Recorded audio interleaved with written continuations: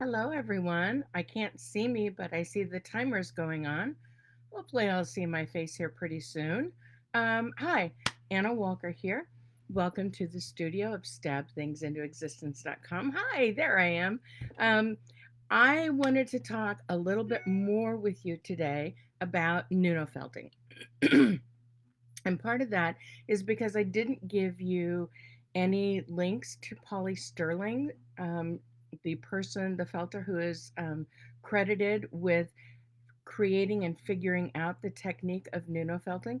For those of you that didn't catch the Tell Me Tuesday a few weeks ago about Nuno felting is the process of felting fiber and causing it to migrate through a base fabric.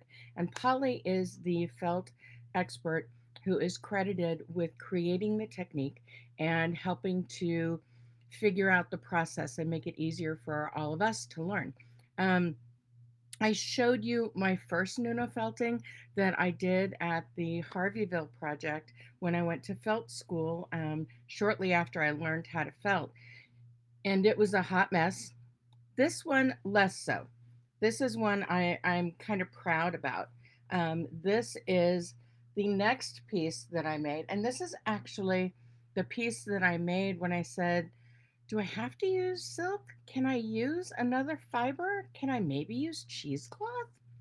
I wonder, will it work? And this is what I did. This is black cheesecloth. You can see how open and lacy that is. And I got these white and green fibers to migrate through the base fabric. And this is the glory that is a successful piece of Nuno felting when you can see that the fibers have migrated and they have literally laminated together so that this is now not fabric and fiber. This is a new fabric. So this got me started working with Nuno felting a little bit more because I had an easier way to do it. I was using a fabric that made it user friendly, that made it possible for me to explore and not feel like I was working at it for hours and hours and hours and hours. Also, I mean, it made me feel like a success, but it also was a lot less expensive than silk. Now, I'm going to turn the camera down because I think this will give you a better view of these fibers. Let me move things about a bit. Here we go. Okay, so what we have here is a piece of silk gauze. Now, in the links that are below the caption for our video today, there will be a couple of links. One to Polly Stirling's site, and the other one is some Polly Stirling inspiration on Pinterest. But this is silk gauze. Now, you can see that it is very, very transparent. It is very, very lightweight. When you blow gently through the fiber, you can feel your breath on your hand underneath the fiber. And that is the simple way to figure out, can I Nuno felt with this fabric, or will it be difficult like a firmly woven silk? I've been successful in Nuno felting with even polyester fabrics, which you really shouldn't be able to Nuno felt through. But in my experience, what I found is that it's not about what the fabric's made of, it's about whether or not the weave on the fabric is open enough to allow the fibers to migrate through. So that's been my rule of thumb. Do I have a fabric that is open enough that I can get the fibers to migrate through? So the silk gauze is a beautiful way to go. Margolin silk is one of the best and prettiest silks to use. Here is, and I think I showed you a little bit of this cheesecloth the last time we talked about Nuno felt. This is a lesser grade or a more open weave of cheesecloth than what the black cheesecloth is. Did you realize that cheesecloth came in different grades? I didn't until I started going down the rabbit hole of cheesecloth on the internet. But you can get, the reason I like the really open cheesecloth, the really open weave cheesecloth, is because when you work through the process of felting with it, even when you work through the process of dyeing it, like I did here, you get this almost lace design in the way that the weave comes together from the agitation. And it just gives yet another bit of texture and dimension to your piece. So I really like working with this super open weave of cheesecloth. But this is what I'm really excited to start playing with. Do you know what this is? Your mom or your grandma might have worn them in the 50s and 60s. I have been collecting these vintage chiffon scarves for quite some time, and I finally have enough that I can start playing with Nuno felting with these. Now, these are made of polyester, but I can feel my breath through them. So we should be able to Nuno felt with this without a problem. Now, the good news is that I have lots of them to play with. And I can thank my friend Carrie Wiebe, who is known as I Married a Milkman, um, who has been, she's a great picker, and she lets me know whenever she has found some of these amazing chiffon scarves, and she drops them in the mail to me. And I just love Carrie for that, because she has been the only reason that I have been able to pop my collection and get enough to finally start playing with it with Nuno felting. But you could see this could even be turned into a beautiful design for a fascinator, perhaps. Ooh, oh my, maybe. Where's that purple fascinator we showed the other day? Here it is. Gee, do we need to add just a tiny little bit of poof? Oh, maybe. Maybe. Don't know. Anyway, sorry, got off on a tangent there. But Carrie has been wonderful in helping me build up my stash of these chiffon scarves so that I can start playing with Nuno felting with them. And my goal is to create some color block sort of patterns with the Nuno felting. I love this because it's almost very Perry. It would go very well with my shirt today.